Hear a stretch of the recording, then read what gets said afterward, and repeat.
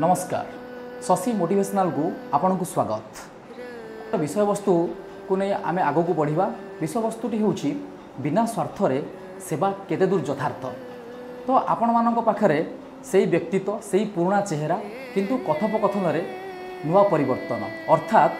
कहिबार तात्पर्य कि आम सहित आज उपस्थित अछंती कथाकार तथा शिक्षाविद डॉक्टर सुशांत दास।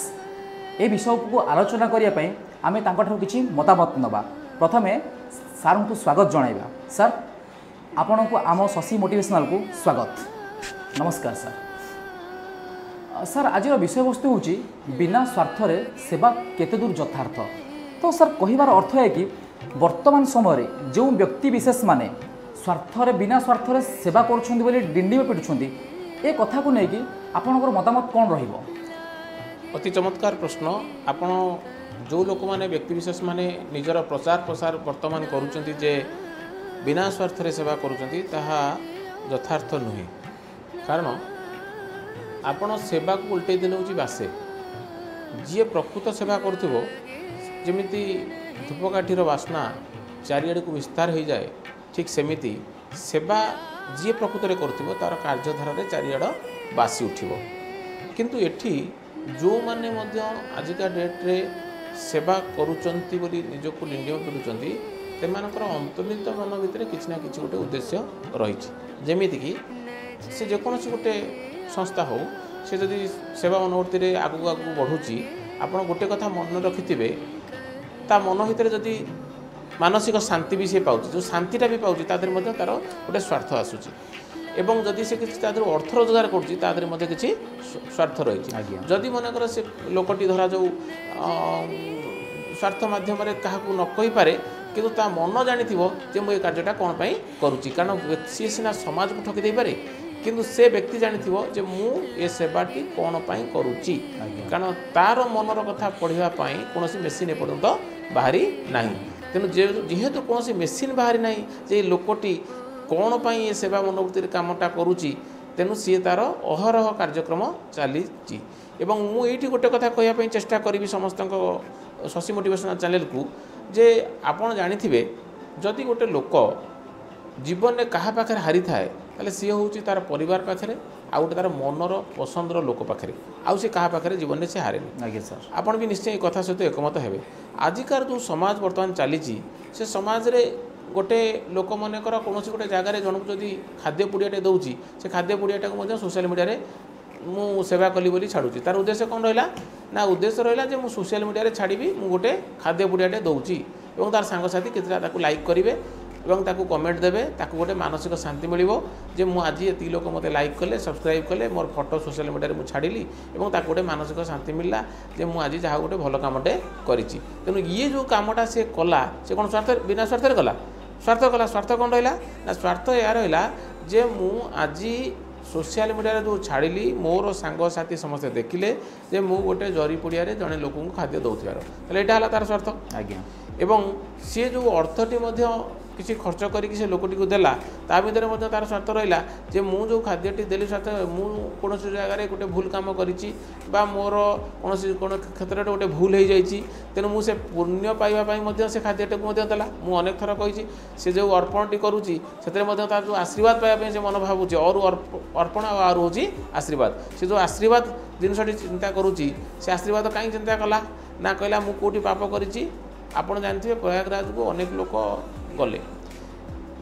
जो लोक पाखे पैसा नथिला खाया को नहीं सी संघर्ष करुच्ची काली सकाल को गले मु केमिति 2 घंटा खाइबी 500 टंका रोजगार कले मो परिवार को चलेबी तार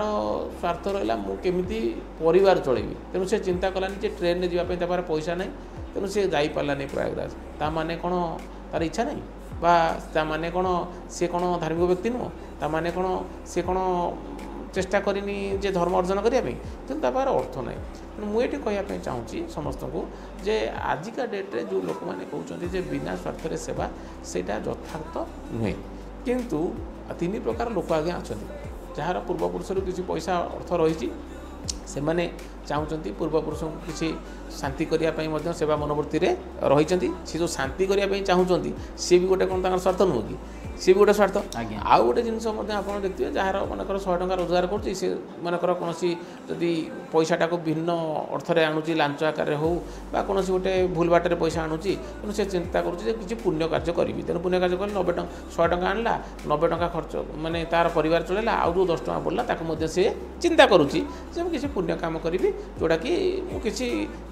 आत्मा को खाद्य परिवेषण करने द्वारा मो मन खुशी सी भी गोटे निज स्वार्थ रहा तादे आउ किसी लोक अच्छा अनेक लोकंर जो मानकर प्रचुर परिमाण ब्लैक मनी अच्छी से कौन चिंता करुँच जेहेतु मोर ब्लैक मनीटा अच्छी तेणु से ब्लैक मनीटा सी चिंता करुँच व्हाइट मनी आकार में मुझे लोक माने किसी पुण्य करी और सेटा सेवा मनोवृत्ति लगुच यही 3 प्रकार लोक बर्तमान सेवा कार्य लगी सत्य कथा कहवा गले आउ किसी लोकंर मन भितर छोट पिला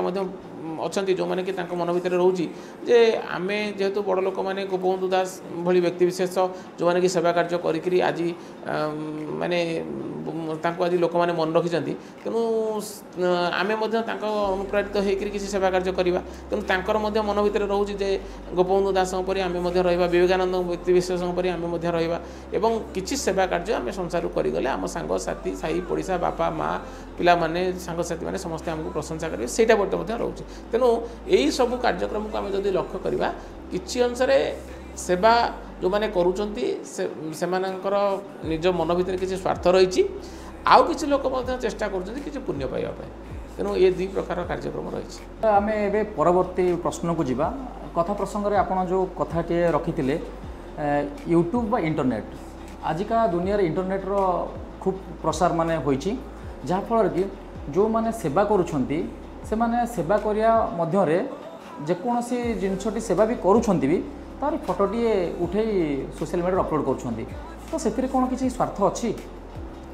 देखु ये आपन जो द्वितीय प्रश्नटी पचारचंती ये प्रश्नटी वर्तमान सबु युवपीढ़ी को आंदोलित करुच्ची तार कारण है आज का डेट रे आपन देखुथिबे जे अनेक लोक अनेक युव समाज वर्तमान सकाळ पाइले विभिन्न जगह को जाई निज निजर प्रचार प्रसार करने सोशल मीडिया लगी पड़ी प्रत्येक दिन फेसबुक देखूँ इंस्टाग्राम देखूँ जेकोसी गोटे सोशल मीडिया देखूँ जदि आज सोशल मीडिया न था आपड़ देखूँ जो बंधु मैंने आजिका डेट रे विभिन्न कार्यक्रम परिवेषण करुँच निजर प्रसार प्रसारटा करवा हूँ प्रधान स्वार्थ जदि प्रचार प्रसार न था सी यदि केवल निजे जाकर गोटे जगह करता ताले से माने एते कार्यक्रम करू न थांते ये है 2 नंबर कथा